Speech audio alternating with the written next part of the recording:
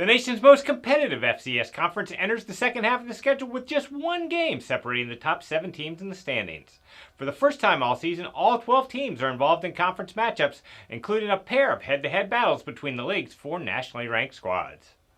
7th-ranked James Madison is back on the road to face 23rd-ranked Delaware. Both teams reached the semifinals of the FCS playoffs last spring, and Duke's head coach Curt Cignetti is expecting a stiff challenge as the Blue Hens' homecoming opponent. Our guys know that Delaware has great tradition, know what they did in the spring, and that we're going to have to really have a great week of preparation, play well. JMU's defense ranks 3rd nationally, allowing just 241 yards per game, and that unit has caught the attention of Delaware head coach Danny Rocco. In particular, the defensive front, and looks very much the same as what they've had in years past. Very aggressive, very talented, very much disruptive, penetrating. 5th-ranked Villanova is home for the first time since September 18th against 18th-ranked Rhode Island. The two teams went to overtime last spring with the Rams pulling out a 40-37 thriller, and Villanova head coach Mark Ferrante anticipates another great game on Saturday. They're a good team. They fly around to the football and gang tackle on defense. They try to create turnovers, which is always huge. And, they're very big and physical up front on both sides of the ball. So it's going to be another battle in the CAA.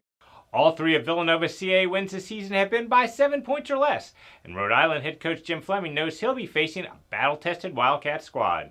Just looking at their scores, they've been in some battles themselves, and that's what we hope we can do is we can get ourselves ready to go and have another good battle down there in Villanova.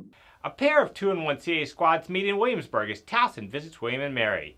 Both teams have formidable rushing attacks, which is causing concern for both Tigers head coach Rob Ambrose and Tribe head coach Mike London. When you have a multitude of talented people who can do very special things with the football, and your ability to throw some smoke and mirrors at them with a good offensive line, a very, very dangerous offense. Another big physical football team that play 2-3 people in a tight end position and say, you know what, we're running the ball right here and stop us. 2 other 2-1 squads face off at Elon as the Finks come off an open week to play New Hampshire. Elon head coach Tony Trisciani was an assistant under Wildcats head coach Sean McDonald, and this will be the first time they've gone head-to-head. Coach Mack and I will share our pleasantries before the game and all that. And, we are close friends, but we're going to play a physical football game and go head to head once we kick it off. He's a tough New Hampshire kid, tough New Hampshire guy.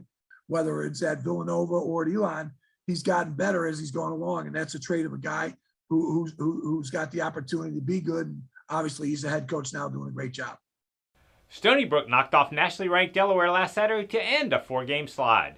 The Seawolves entertained Richmond this week, and Spiders head coach Russ HUESMAN was impressed by Stony Brook's effort against the Blue Hens. To play like they did against Delaware, at 1-5, it says a lot about your staff, your coaching, that you keep your guys going in that scenario, because it's pretty easy to lose some people at 1-5, and they looked really good against Delaware.